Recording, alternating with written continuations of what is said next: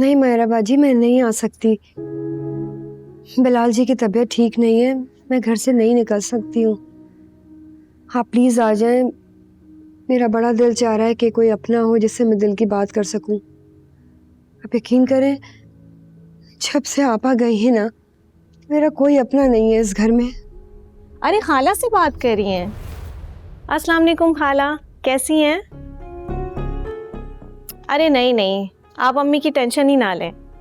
आपको तो पता ही है ना कि अपनी सौतन से कितना प्यार करती हैं। मिस कर रही हैं उन्हें ज़्यादा। जी हाँ हाँ खाला, डॉक्टर से बात की है और उन्हीं की सजेशन पे हम 2 महीने के लिए मरी जा रहे हैं। और डॉक्टर ने कहा है कि इनका एनवायरनमेंट चेंज करना बहुत ज़रूरी है, इसीलिए विक्की ने प्लान किया है सब कुछ।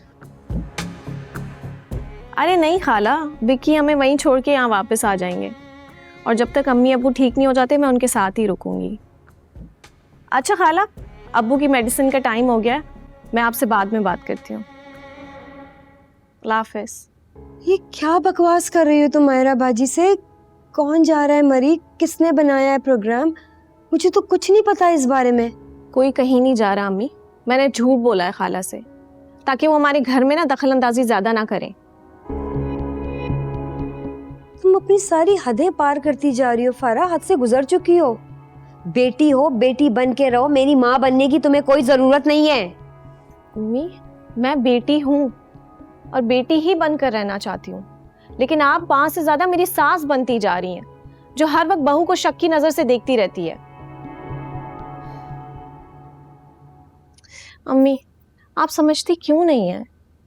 आप मुझसे बात शेयर किया करें, मैं बेटी हूँ आपकी और बेटियां तो माँ की सहेली होती है ना। मैं चाहती हूँ आप मुझे अपना दोस्त बना लें और भूल जाएं खाला को और आपा को। और ये बात याद रखें कि ये घर हमारा है, इस घर की हर बात हम तक ही रहनी चाहिए, बाहर नहीं जानी चाहिए। आप प्लीज मेरी बात को समझने की कोशिश करें अम्मी, दुश्मन नहीं हूं मैं आपकी।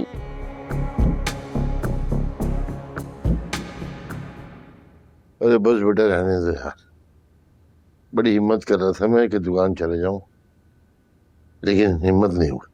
अरे अब्बू, मेरे होते हुए आपको फिक्र करने की जरूरत क्या है? मैं हूं ना आपका बेटा, आप टेंशन मत लिया करें, मैं सब संभाल लूंगा।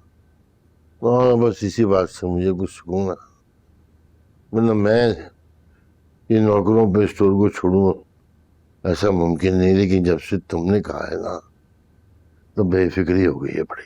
बिल्कुल, जवान बेटे के होते हुए बाप को फिक्र करने की जरूरत नहीं है, लेकिन मुझे आपकी सेहत को लेकर काफी फिक्र हो रही है। मैं सोच रहा हूँ चंद रोज में किसी स्पेशलिस्ट से आपके लिए अपॉइंटमेंट लूँ, फिर आपको और अम्मी को साथ लेकर जाऊं, आखिर पता तो चले आपकी तबीयत ठीक क्यों नहीं हो रही।